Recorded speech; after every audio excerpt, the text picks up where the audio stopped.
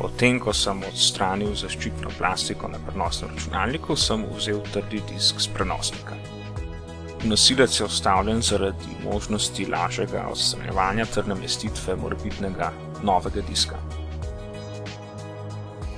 To je 160 GB Scorpio Blue podjetja Western Digital.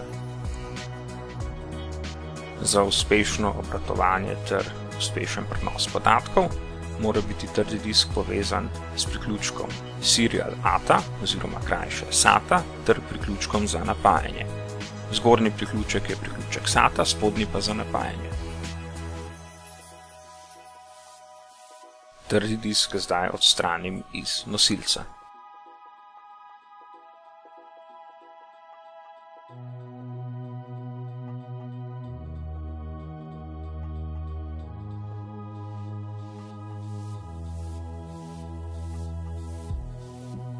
Vsak trdi disk ima na zadnji strani matično ploščo. Ta dobiva računalnikove ukaze za branje in pisanje podatkov, ter to spreminja v signal roki trdega diska, ki nato te podatke tudi zapiše oziroma prebere.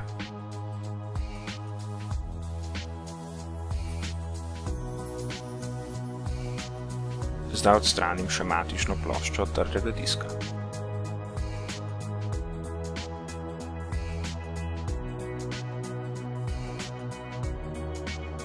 Na njej se nahajajo razni mikrokontrolerji ter tudi predpomnilnik.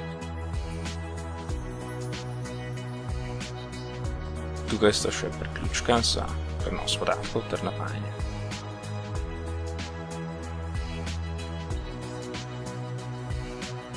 Zdaj odstranim še zaščitno folijo trdega diska in seveda tudi množico ovijakov.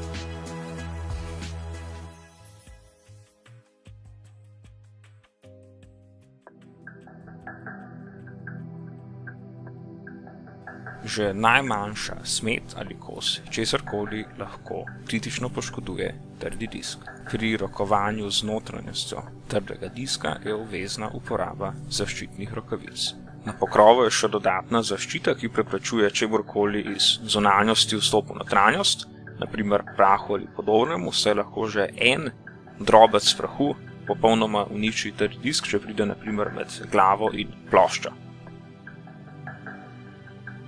Deli trdega diska, poleg tistih za namestitev v ohišje oziroma pričvrstitev pokrova in komponent so plošče, os rotacije plošč, ročice glav, glave in drsniki, servomehanizem. Izjemna reflektivnost